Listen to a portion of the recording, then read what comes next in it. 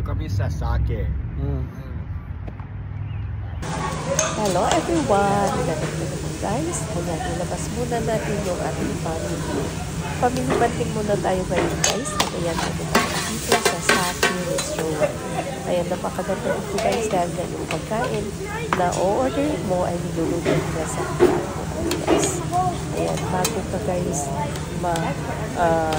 makakain at i-retry mo yung habang i-retry mo yung orders mo ay meron silang siniserve dito na appetizer yung salad at soap.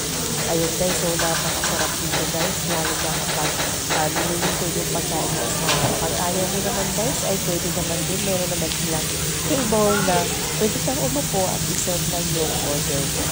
At dyan sa harap na yan or sa table na ito ay pwede rin umorder ka ng ibang orders at isi-serve lang din sa inyo. Ayan. Yung mga hindi pwedeng lutuin dito guys sa grill ay pwede naman i-serve sa inyo. Mga additional order nyo ay pwede naman i-serve dyan sa harap nyo guys. Ayan, napakasarap ng mga pagkain dito guys. Kaya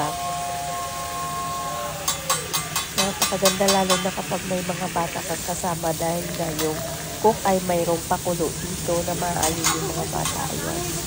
Okay, so gumawa siya ng soju.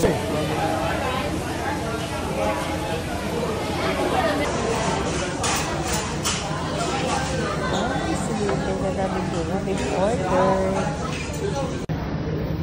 Excited na kumain.